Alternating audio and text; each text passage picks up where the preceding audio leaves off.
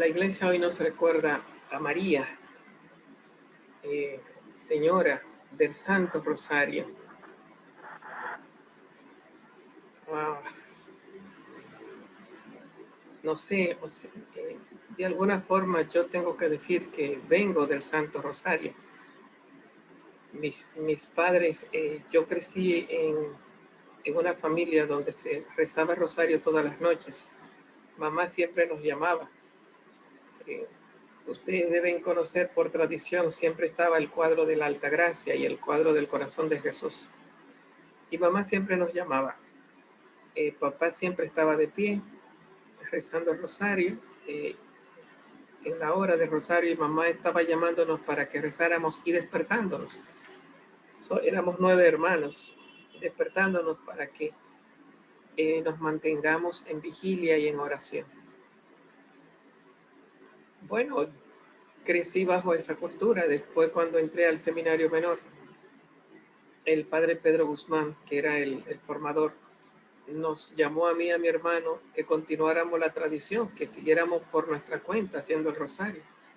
Para mí era muy traumático, era demasiado cansancio, era como comer piedra, por decirlo de alguna manera, pero apartarme yo del grupo, de la tranquilidad, de la paz de la tarde, para entrar en la capillita por una misión que había encomendado el padre Pedro y comenzar yo a hacer el rosario, era realmente una experiencia muy, muy dolorosa. De entrada, claro que siempre al final, cuando tú logras eh, terminarlo y después de hacerlo, siempre recibes los consuelos del Espíritu, los consuelos de Dios. Y llegó una vez ya trabajando en el seminario mayor con los sordos mudos, en la pastoral de sordos mudos, tuve la oportunidad de iniciar. En San Pedro de Macorís, a San Pedro llegaron unos evangélicos que sabían mucho de sordo, y yo me fui no entré a la iglesia evangélica por el espíritu de seminarista, pero me quedo mirando por la ventana este trabajo de los evangélicos que habían venido de Puerto Rico para hablarle a los sordos mudos. Y un disparate me quitó a mí la fe en el rosario. Estaban haciendo era sábado, estaban haciendo una obra. Era sábado en la noche. Ya habían llamado a los sordos para las 5 de la tarde y ellos me invitaron. Yo recuerdo que no entré y me quedé por la ventana, pero estaban haciendo una obra. Y en la obra, el rosario se hace como si el rosario estuviera corriendo entre los dedos, se hace con el dedo haciéndole este movimiento y con la punta de la lengua, haciendo como si uno estuviera escupiendo. Es como la repetición de las Ave Marías.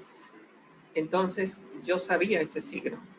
El hecho es que en la medida que había uno trayéndole a una persona que estaba ahí haciéndose, que estaba caída, desheredada, destruida, vino y le ofrecieron ron para sacarlo de la pena, y cuando bebía, el tipo se aplastaba más y quedaba más atrapado. No sé qué fue otra cosa que le trajeron y el tipo quedaba más atrapado todavía. Y oigan qué disparate. Vino un rezador, alguien que vino con el rosario y con una imagen de María, y el tipo quedó más atrapado todavía. Hasta que llegó uno que estaba predicando la palabra, y en la medida que fue predicando, pues poco a poco se fue levantando sin darse cuenta, hasta darse cuenta que estaba libre.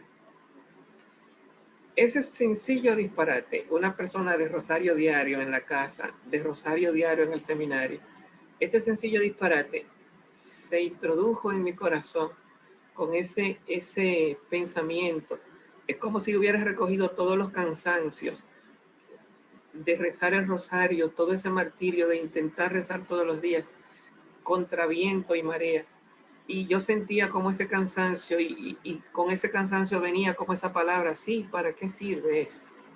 ¿Para qué sirve esto? Y quedé como convencido del sinsentido allá en el corazón, como quedé convencido del no significado del Santo Rosario. desde el sentimiento. A mí, una persona de rosario diario. Y oigan que María no se hizo esperar.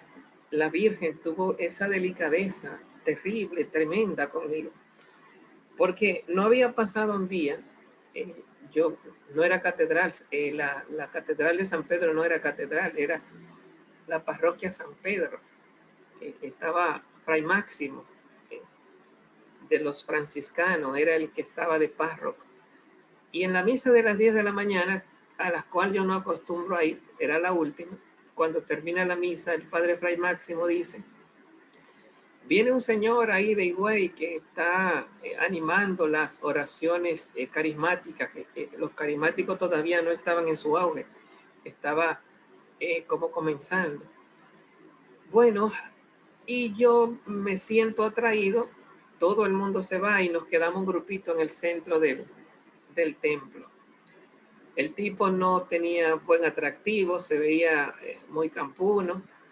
Y viene, el Señor hace maravilla, nos hace unas prédicas y nos pone a todos a levantar las manos. Y ya yo comienzo, porque uno viene con una cultura del seminario, de rezar con sus laudes, tranquilo, sentado, oyendo al sacerdote. Todo ese amaraco de levantar las manos, ponerse de pie, todos esos signos del cuerpo, a mí ya me estaba molestando, pero uno se deja llevar del grupo. Yo recuerdo que estaba en el segundo asiento, en el primero estaba lleno. Bueno, el hecho fue que nos puso a levantar las manos y nos puso a alabar. Vamos, alaben, digan a Dios que el Señor actúa en la alabanza. En eso, yo que estaba siguiendo el juego, observo una muchacha que está frente a mí como que se está cayendo para arriba de mí. Está así inclinada. Entonces yo miro hacia abajo y no veo de dónde se está agarrando. O sea que tenía que caerse. Estaba para caerse. Porque no se estaba agarrando de nada, pero estaba suspendida. No se cayó. Y de hecho, yo tampoco le di mucha mente a eso. Yo lo que supuse era que estaba equilibrada. Yo le quité, dejé de poner atención. Al final, tal vez también ese signo fue para mí. Después, cuando el catequista o el predicador comenzó a pedirle a la gente que, que expresaran lo que habían sentido, mientras la gente hablaba, el predicador comenzaba, el Señor le está curando de ese problema, el Señor está haciendo tal cosa. Y la muchacha que estaba frente a mí de repente dijo, yo sentía que me estaba cayendo para atrás y que una fuerza me estaba sosteniendo. Ahí fue cuando yo comencé a cogerlo en serio, porque yo estaba ahí dejándome llevar y no me había ido por respeto al grupo, ¿verdad? Pero yo comencé a cogerlo en serio. Y después inmediatamente dice una muchacha, yo vi cuando se le concedió el turno, dice, yo vi a una señora con un niño entre los brazos, la imagen de María. No dijo María, pero lógicamente ya uno interpreta. Y ella comenzó a hacer el signo de sordo sin darse cuenta. Ella dijo, sentía una cominilla entre los dedos y comenzó a hacer el signo, el rosario en signo de sordo. Y dijo, y sentí una cominilla en las puntas de la lengua. Ella no sabía lo que significaba. Pero oigan qué disparate. Era a mí que me estaban sacando. En signo de sordo me sembraron la duda. Y en signo de sordo, María no se dejó esperar para sacarme de la duda. Es un trato demasiado personalizado. Es muy especial, porque no tenía que ser en signo de sordo, que la muchacha hiciera eso. Y no tenía la muchacha que estaba frente a mí caerse arriba de mí. Pero yo no lo interpreté, yo lo que comencé fue a fascinarme y a decir, wow, se me está dando el don de interpretación. Y recuerdo que llegué a casa y papá había abochornado a mis hermanos, estaban castigados, yo llegué con esa alegría por dentro.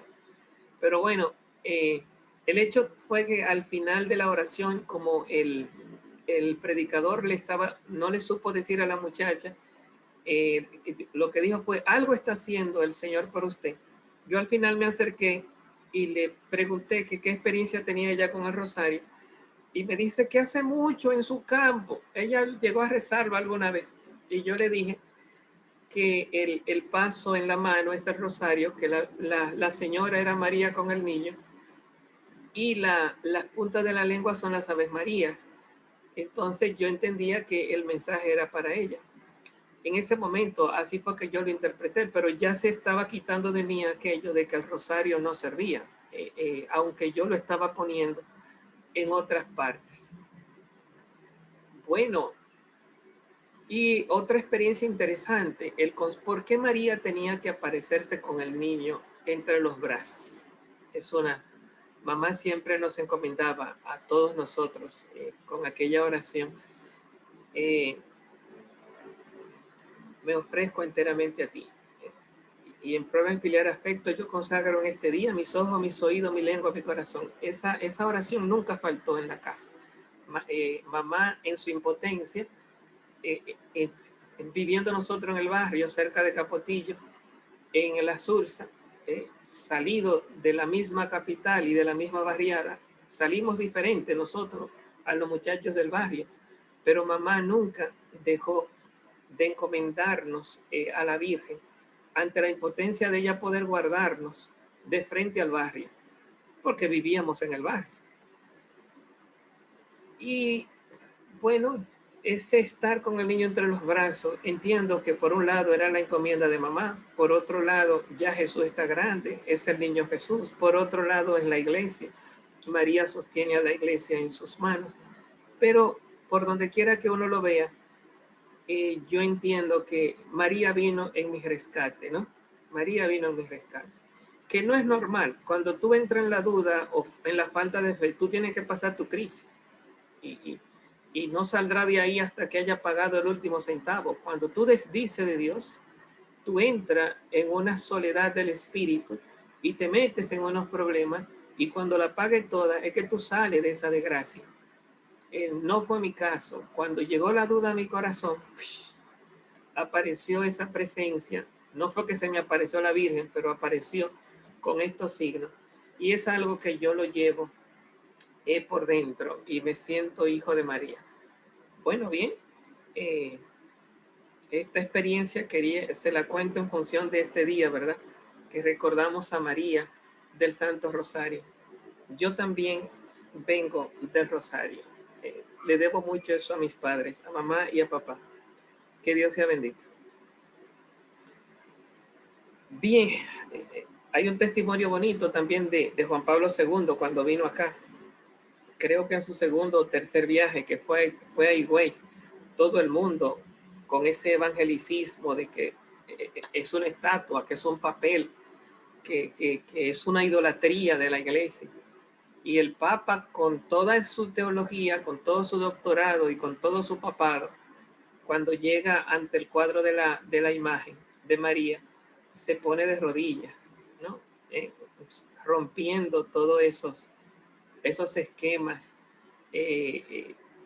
anticristiano, antimariano que están en nuestra mente. Se pone de rodillas. Y él, más que nadie, tendría todos los criterios para poder decir por qué sí o por qué no. Entonces, guardar ese hermoso encuentro, de ese encuentro con el Papa, también es algo de lo que yo suelo alimentarme mucho. Bueno, que Dios sea bendito otra vez. Retomamos entonces la lista. Natanael Reyes. Samuel de Jesús. Martín Alonso. Presente. Renny Javier. Presente. José Antonio Ramírez. Presente. José Jason. Presente. Willington Restrepo. Retirado. Retirado. Tuto. Presente. Oscar Alfonso. Agustín Pascual. Agustín Pascual. Wander Antonio. Juan Francisco Lebrón. Alexander de Jesús. Alexander de Jesús. José Luis Lebrón. Presente. Alexander de Jesús es Batista también. Sí, él está aquí. Ok. No, que veo, levantó la mano, pero veo Batista. No veo de Jesús. Sí, está aquí de Jesús Batista. Está bien. José Luis Lebrón. Ya. Presente. Junior Brioso. Michelot Jules. Esmerlin Salvador. Carlos Echevarría. Miguel Ferreras. Francisco Coronado. Presente. Melanio Soriano. Carlos Severino. Luis Martínez. José Manuel Gómez. Darwin Romero. Luis Holguín. Francisco Rosario. Presente. El Rosario. El Rosario. Sí, Francisco. Lo que pasa es que el de él está arriba, al lado del Javier. Javier del. Pero está bien, del Rosario. Ezequiel Mojica. Presente. Edwin Manuel. Presente. Bueno, pues nada, estamos acá.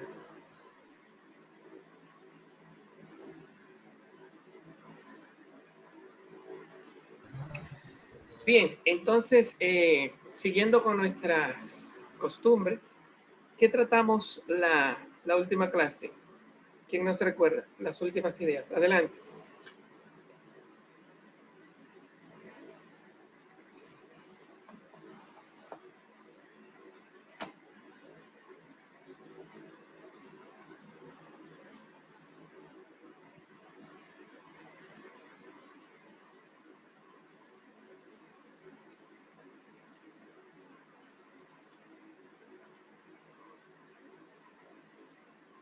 Si está hablando, no se está oyendo nada, ¿eh?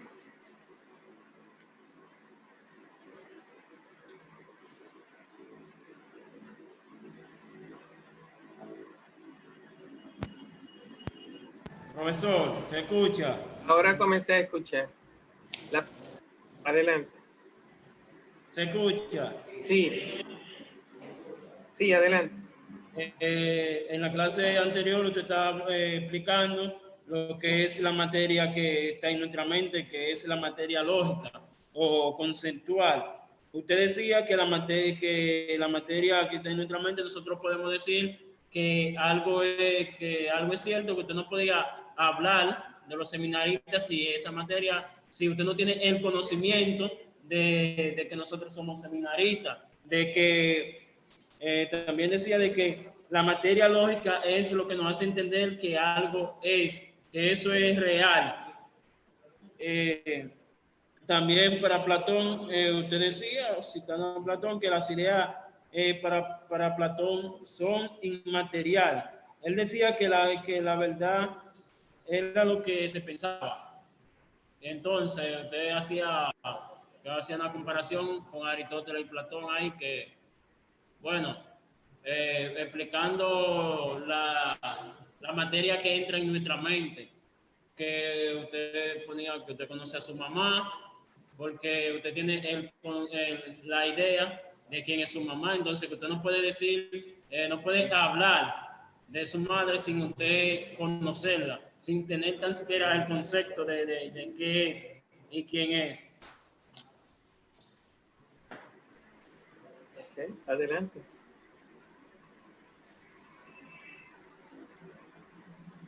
También, profesor, usted estuvo hablando que para conocer la materia con su forma debe de tener un conocimiento de ella, que gracias a los conocimientos podemos ver el mundo. También hizo la cuestionante de que por qué debe de existir la materia. Entonces, estuvo respondiendo a esa pregunta que porque sin ella nosotros no tuviéramos conocimiento, ya que la materia nos da conocimiento lógico a través de su forma, que se muestra en la realidad, y que a través de la materia es que las cosas tienen existencia.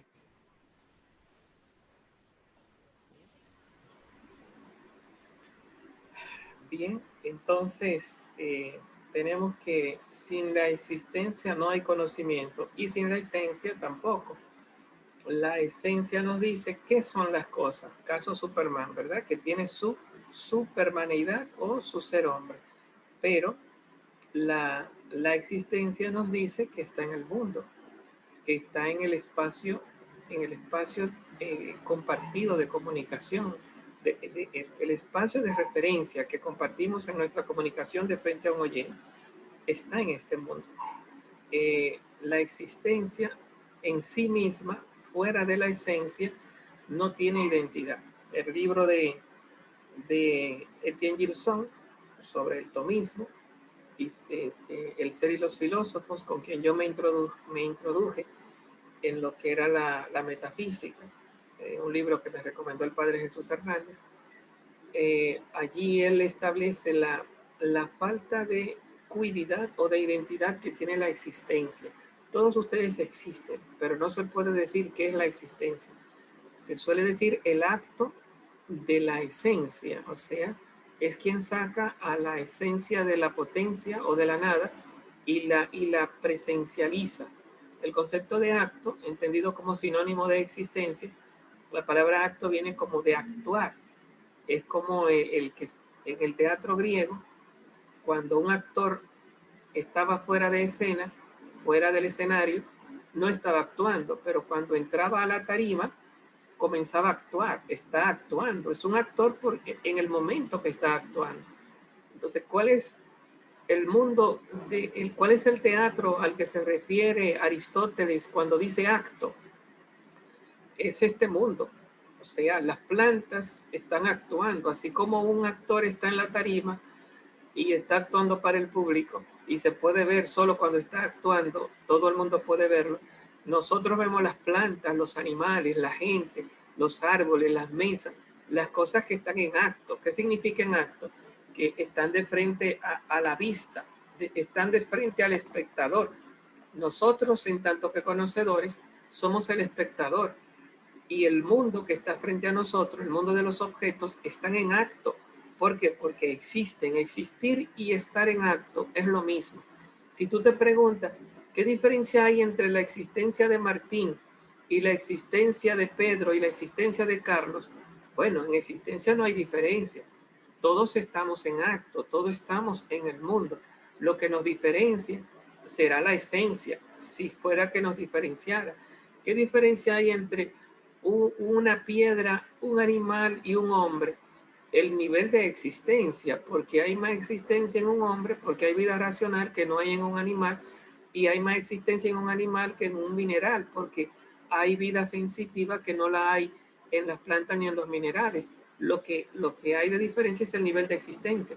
Pero si nos preguntamos por la existencia misma, la existencia como identidad es la misma, es el haber salido de la nada y el estar en el mundo. Entonces, ¿cuál es la pregunta que estamos respondiendo? ¿Qué me da a conocer la existencia? Que en Aristóteles sería, ¿qué me da a mí el conocimiento de las cosas? ¿Qué me da a mí la materia prima como conocimiento? ¿Qué me otorga a mí? ¿Por qué es necesario en el conocimiento la materia prima? Para Aristóteles es necesaria por el acto de la existencia. Recuerden que en el concepto posterior, lo que no tiene materia no ocupa espacio. Ocupar espacio es una forma de decir que existe en este mundo. Las cosas en este mundo, para Aristóteles, existen gracias a la materia. ¿Cómo conozco yo la existencia de las cosas de este mundo? Primero por contacto, ¿no? Primero por contacto. Segundo, por transmisión de las fuentes. Transmisión de las fuentes. O sea, Yo puedo haber, que yo recuerde nunca he visto una pantera, ¿verdad? Yo sí he visto en el zoológico el león, el lobo, que cuando lo vi creía que eran perros y mi papá me dijo que eran lobos. Pero he visto el oso, he visto el elefante, pero nunca he visto la pantera. Por lo menos físicamente, experiencialmente. Sin embargo, yo sé que existe la pantera, como existe China y existen los planetas y existen las células y existen los átomos, pero ¿cómo yo sé que existen las panteras si yo nunca en mi vida me he topado con una pantera? Tú no puedes decir que porque la he visto en televisión y la he visto en los libros, porque en los libros y en el televisor yo he visto a Ciudad Gótica y he visto también a Krypton, el planeta de donde viene Superman, y Ciudad Gótica, la ciudad de Batman y Robin. Y leyendo como decía el Padre Jesús Hernández, leyendo a Manuel de Jesús, estoy en el Enriquillo de acá, a Cervantes, Miguel de Cervantes, de Saavedra, leyendo a Cervantes, conoce uno mucho más del Quijote y de Sancho que de Duarte, Sánchez y Mella o que del mismo Cervantes. Y sin embargo, aunque haya más tradición, más estilo en la escritura, el Quijote sea un texto más elaborado que la historia de Cervantes y que la historia de Duarte y tenga más tradición histórica, ¿por qué yo no creo en el Quijote y creo en Duarte? ¿Por qué creo en las Panteras y no creo en Batman y Robin? No es porque no lo he visto o lo he visto, es por eso es lo que Mateo Andrés le llamaba fe actualizada. Creo en el que me lo cuenta. Eso se le llama en metodología la fuente. ¿Quién es la fuente? La fuente es la bibliografía. Hay una persona autorizada que sabe de eso, que escribe el libro. Esa es la verdadera fuente.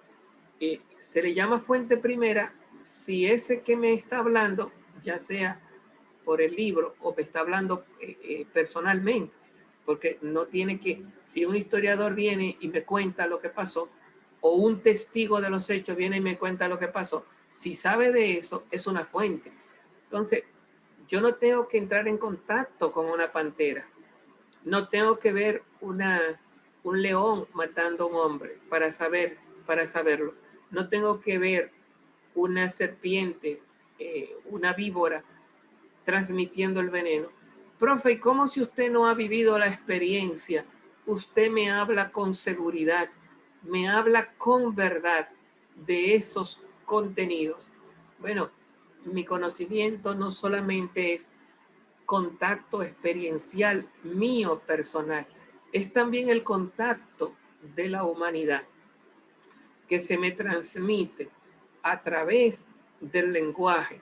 Y cuando yo oigo al que vivió la experiencia o leo al que vivió la experiencia, entonces yo extiendo mis vivencias, mi conocimiento al mundo del hablante, al mundo del que me está contando. Entonces, si tú me dices, profe, mire, mi mamá es una mujer muy celosa, yo extiendo mi conocimiento de mujer y de celo a tu espacio compartido y entiendo y acepto. Yo te acepto y te creo. Tú eres fuente auténtica y legítima. Tú has vivido la experiencia. Tú sabes de eso. Ahora bien, cuando tú que has vivido la experiencia me cuenta cosas, claro, que sean, se le llama, Aristóteles les decía, similares a la verdad, se le llama verosímil, porque si tú me dices, mire, profe, mi mamá hace así, cierra los ojos y se eleva, y se eleva como 20 metros y después baja. Bueno, por más que tú me cuentes eso, eso no es un imposible, porque tú no me estás diciendo que un círculo se hizo cuadrado y sin dejar de ser círculo, que eso no hay forma de entenderlo. Tú no me estás diciendo algo contradictorio, es algo que es posible en sí mismo, pero no condicional ni realmente. No es verosímil. ¿Qué es verosímil? Lo que acontece en la experiencia y en la vida que yo también tengo transmitida en mi mente y en mi conocimiento. Yo sé de leones sin haber vivido la experiencia de los leones. Sé de panteras, sé de tigres, sé de células, sé de planetas, de estrellas, de espacio sideral, sé de célula. Nunca he visto una célula en mi vida, nunca he visto un átomo en mi vida, pero sentado como ustedes, oyendo a mis profesores, yendo todos los días a la escuela, leyendo libros, investigando, haciendo exámenes, el mundo yo lo he ido aprendiendo. ¿Cuál mundo? El que yo he vivido. No, es casi imposible que uno viva todo lo que uno conoce. Yo sé que la Tierra es redonda y sé que hay otros países que yo no he visitado y nunca voy a visitar. Entonces, ¿cómo yo sé con verdad todo eso? Lo sé no por contacto mío, sino por contacto de los demás. Ese contacto, esa vivencia que me llega cuando me habla el noticiero, cuando me habla el libro, cuando me hablan los demás, entonces yo extiendo mis vivencias al espacio compartido de los demás con, vamos a decirlo así, con una crítica inconsciente, porque yo lo acepto porque no pelea contra la verosimilitud, ni tampoco hay razones para que yo dude del otro o que el otro venga con espíritu de engañarme, porque a veces uno ve signos de que el otro te quiere convencer porque tiene algunos intereses, especialmente cuando te quiere vender algo o cuando tiene algún interés que a ti también te interesa y tú quieres, dices, este me está metiendo gato por liebre. Entonces a veces tú tienes razones para sospechar. Entonces la crítica se activa. Pero en el normal de los casos, cuando no hay razones para que el otro te esté engatusando o te esté engañando, en el normal de los casos se activa lo que se llama, eso que Mateo Andrés llama, la fe actualizada. En su libro, El hombre como pensador. Fe actualizada. O sea, que depende de mi fe existencial. He crecido en una sociedad donde los médicos curan, los abogados defienden, los ingenieros construyen, y cuando yo tengo un problema de ley, voy donde el abogado. Cuando tengo un problema de salud, voy donde el médico. Pero ¿y por qué? ¿Cómo tú sabes que ese tipo te puede curar? Eso lo he aprendido, ¿no? Lo que me han contado, lo que me han enseñado y lo que he vivido, es la inducción aristotélica, ¿verdad?